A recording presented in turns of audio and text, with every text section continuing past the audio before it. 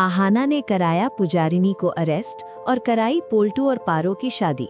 आज की कहानी उसी पल से शुरू होती है जब पोल्टू के दिल में पल रहा शक अब सिर्फ एक एहसास नहीं रहता बल्कि खतरनाक सच्चाई का रूप लेने लगता है।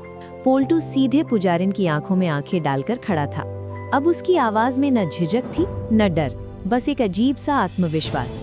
पोल्टू, मैं तुम्हारे मायके से होकर आया हूँ। तुम्हारे मकान मालिक ने सब सच बता दिया है। तुम लोग वहाँ सिर्फ 3 दिन के लिए किराए पर आए थे, सिर्फ शादी का नाटक करने के लिए। पुजारिन की पलकों में हल्का सा झटका आता है। और भी बहुत कुछ पता चला है, पोल्टू आगे बोलता है। ऐसी बातें जो बहुत अजीब हैं। बेहतर यही होगा कि तुम अपना सच खुद उगल दो, वरना मैं सब जान ही लूंगा। ये सुनते ही जो औरत अब तक संस्कारी बहू का नकाब ओढ़े हुए थी, अचानक अपना आपा खो बैठती है। उसका चेहरा बदल जाता है। आंखों में अब डर नहीं बल्कि खतरनाक आत्मविश्वास था। पुजारिन हंसते हुए, अच्छा बेटे, तुझे क्या लगता है तू मेरा भांडा इतनी आसानी से फोड़ देगा और मैं हाथ पर हाथ धरे बैठी रहूंगी? वो अब आप नहीं, सीधे तू तड़ाक पर उतर आती है। उसकी भाषा सुनकर पोल्टू के पैरों तले जमीन खिसक जाती है। पुजारिन, जब आधी सच्चाई पता चल ही गई है तो बाकी भी सुन ले। देखना था ना मेरे बैग में क्या है, तो देख ले। और दोस्तों, इसके बाद जो हुआ उसकी किसी ने कल्पना भी नहीं की थी। पुजारिन बैग की जिप खोलती है। अगले ही पल एक काली पिस्तौल निकलती है जो सीधे पोल्टू के सिर पर तान दी जाती है। खिड़की के बाहर छिपी आहाना ये सब देख रही थी। उसकी आंखें फटी के फटी रह जाती है। अब उसे पूरा यकीन हो जाता है, उसका और उसके बॉस का शक सही था। ये औरत सिर्फ लालची नहीं, ये खतरनाक है। आहाना कांपते हाथों से अपने मोबाइल से फोटो लेने लगती है, लेकिन जैसे ही क्लिक की आवाज आती है, पुजारिन चौकन्नी हो जाती है। पोल्टू किसी तरह बातों में उलझाकर उसका ध्यान भटकाता है और आंखों से आहाना को इशारा करता है, मुझे बचा लो। पहली बार पोल्टू को आहाना की अच्छाई समझ आती है। कमरे के अंदर पुजारिन अब और खतरनाक हो जाती है। वो बैग से एक छोटा सा रिमोट निकालती है और पोल्टू के चेहरे के पास लाकर कहती है, पुजारिन, तुझे क्या लगता है मैं बेवकूफ हूँ? अगर तूने बाहर किसी से भी मुंह खोला तो इस बटन को दबाने में मुझे 1 सेकंड नहीं लगेगा। मैं जेल जाऊंगी, लेकिन तेरा पूरा परिवार हवा में उड़ जाएगा। पोल्टू के होश उड़ जाते हैं। उसे लगा था ये औरत सिर्फ जायदाद के पीछे है, लेकिन ये तो किसी बड़े जाल का हिस्सा निकली।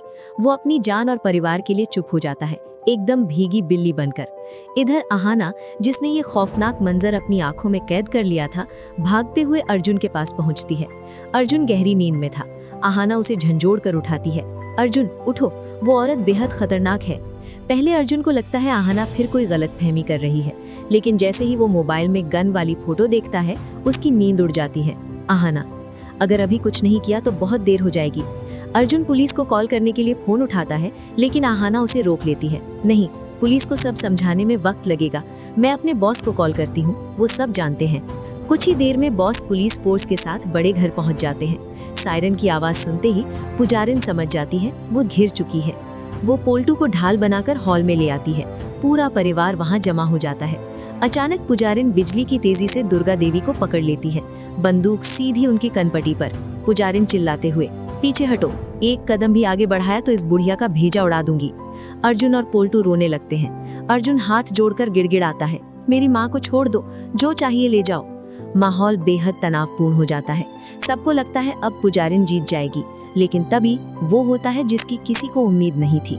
मंजली बहू, जो हमेशा चुप रहती थी, आज रौद्र रूप में सामने आती है। वो चुपचाप डाइनिंग टेबल के पास पहुंचती है जहां लाल मिर्च पाउडर रखा था।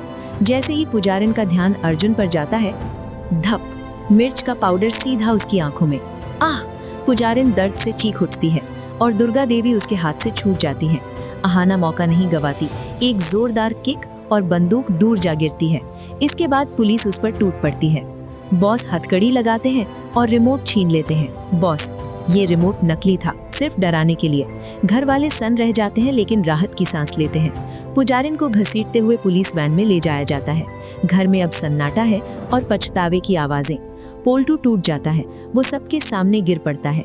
मंजली के पास जाकर हाथ जोड़ता है, मुझे माफ कर दो, मैंने लालच में हीरे को ठुकरा दिया। आज तुमने ही इस घर को बचाया है। मंजली, भारतीय नारी की मूरत, उसे माफ कर देती है और शो का सबसे खूबसूरत पल आता है। पोल्टू फिर से मंजली को वरमाला पहनाता है, पूरे सम्मान के साथ उसे अपनी पत्नी स्वीकार करता है। तालियों की गूंज, खुशियों की आंखें और एक नई शुरुआत। अर्जुन और आहाना एक दूसरे को देखकर मुस्कुराते हैं।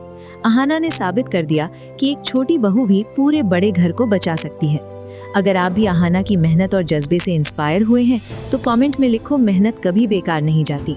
अगर आपको भी लगता है कि औरत अगर ठान ले तो सब कर सकती है तो कमेंट में लिखो, सलाम है आहाना को।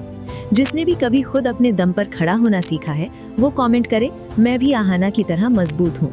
अगर आप मानते हैं कि सच्चाई की राह मुश्किल जरूर होती है पर जीत उसी की होती है तो कमेंट में लिखो, जय हो आहाना की सच्चाई की।